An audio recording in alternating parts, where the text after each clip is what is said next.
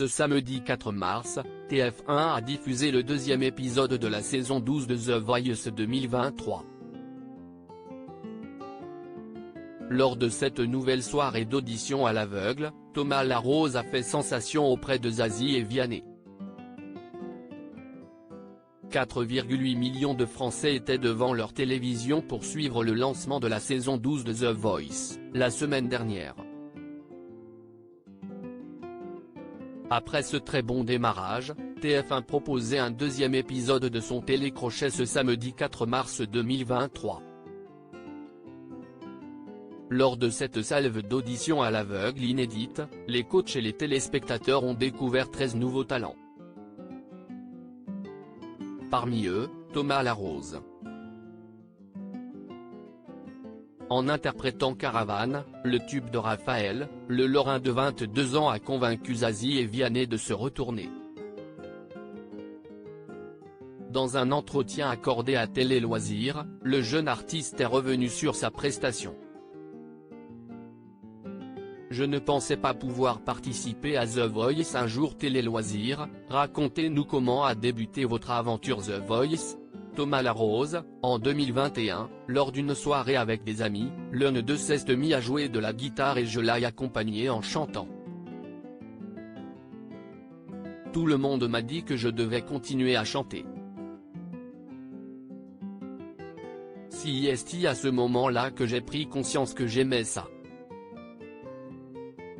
Un autre pote nous a filmé et l'a envoyé par mail à la production de The Voice.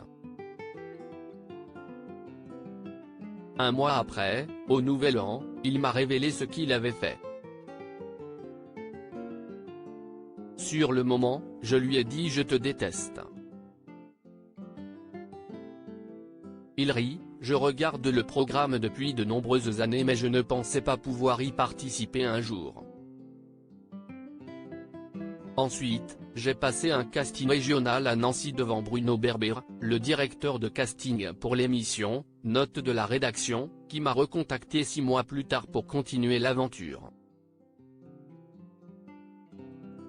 Les talents doivent passer de nombreuses étapes avant d'accéder aux auditions à l'aveugle. Comment vous êtes-vous préparé? Ma coach vocale à Metz, c'est Marina D'Amico, une ancienne candidate de l'émission. Un autre de mes amis, Matteo Licata, a participé à la saison précédente. Tous les deux m'ont énormément conseillé sur les morceaux à chanter pour les castings. Marina savait quel morceau interpréter à chaque étape. Mon premier titre, c'était Rêver de Mylène Farmer, ce qui a plu à Bruno. Au casting suivant, j'ai chanté Caravane de Raphaël, Gisèle de Luigi et September de J.P. Cooper, une chanson en anglais. Le but était de proposer quelque chose de différent à chaque fois. Comment avez-vous vécu votre audition à l'aveugle? Je n'ai plus vraiment de souvenirs précis. Je me suis laissé porter par la situation. J'avais la voix un peu fatiguée et j'étais stressé. Au final, je suis tout de même assez content de ce que j'ai fait, même si j'aurais pu faire mieux. Je suis ravi d'avoir pu montrer ce dont je suis capable. Je n'aille pas tout montrer pour surprendre lors des prochaines étapes. Je suis content d'avoir fait The Voice pour ma mère. Comment se sent-on quelques secondes avant de monter sur la scène de The Voice? J'ai eu la sensation un peu bizarre, mais plaisante, de survoler la situation, comme si je me voyais de l'extérieur. J'ai pris conscience de ce que j'étais sur le point de faire. C'était fou. J'avais l'impression d'avoir réussi avant même d'avoir commencé. Ça m'a permis de chanter librement. Je me suis vraiment senti bien sur le plateau. J'avais énormément travaillé pour en arriver là et au final, ce n'était que du kiff. Vos parents étaient en coulisses pour vous soutenir. Que pense-t-il de votre participation? Ma mère se retrouve en moi car elle était chanteuse professionnelle à l'époque. Elle a dû stopper sa carrière et trouver un autre métier pour nous élever, mon frère et moi, mais ne regrette pas son choix. Nous avons tous les deux le sentiment que j'ai repris là où elle s'est arrêtée. CIST comme une transmission. Lorsque nous regardions The Voice ensemble, elle me disait souvent qu'elle aurait aimé faire l'audition à l'aveugle pour savoir ce qu'elle valait encore. Je suis content de l'avoir fait pour elle. Vous avez interprété Caravane de Raphaël. Que représente ce morceau pour vous? CIST un titre que j'écoutais beaucoup avec une ex-petite amie. Nous nous sommes séparés il y a 1 an environ, la veille du premier casting régional de The Voice.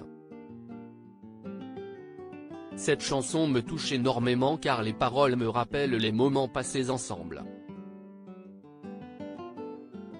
Il y a vraiment un sentiment de nostalgie. C'était un défi pour moi de chanter ce morceau publiquement.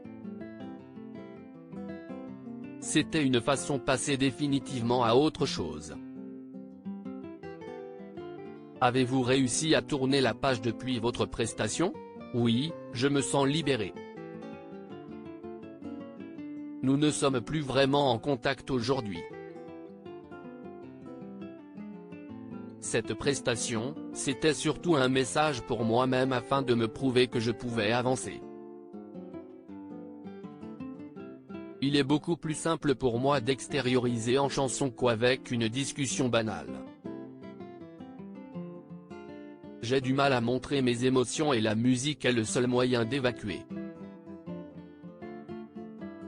Si Zazie a super bloqué Vianney, CIST qu'elle me voulait vraiment parmi les coachs qui se sont retournés, Zazie a salué votre prestation et l'urgence qui s'en dégageait. Vous êtes d'accord avec cette analyse? Absolument. Cette urgence, c'était une façon de libérer tout ce qu'il y avait en moi. Un surplus d'émotions à délivrer. Pendant ma prestation, je me faisais parfois bouffer par ça et elle l'a vu. Son débrief était cohérent et ça m'a touché qu'elle l'ait senti. Ça prouve que ma musique est sincère. CIST le plus beau des compliments. Zazie et Vianney se sont battus pour vous avoir dans leur équipe respective. Ce n'était pas trop déstabilisant à vivre? J'étais choqué. Voir Zazie et Vianney retourner était effectivement déstabilisant mais aussi très plaisant. Je ne savais pas trop quoi faire, alors je les ai laissés parler, j'ai acquiescé. Tout d'un coup, j'ai vu Zazie se bagarrer avec son fauteuil. Je me demandais ce qu'il se passait, et puis Vianney s'est de nouveau retourné. Il y avait trop d'infos en même temps pour moi. Il rit, au final, j'étais très content car si Zazie a super bloqué Vianney, CIST qu'elle me voulait vraiment. À la base, vous espériez avoir Zazie ou aviez-vous un autre coach en tête? Je voulais Vianney ou Zazie. Je m'identifie beaucoup à lui et son registre musical. J'admire également Zazie pour son expérience et sa maturité. Alors, quand ils se sont retournés, j'étais aux anges. Mais je me suis aussi dit que c'était une catastrophe. Il rit, comment choisir l'un des deux? Je remercie donc Zazie de m'avoir facilité la tâche. Elle m'a enlevé une épine du pied. À lire aussi ça ne marche pas, Zazie, The Voice 2023, dépité face à un bug technique. qui l'empêche de bloquer Vianney.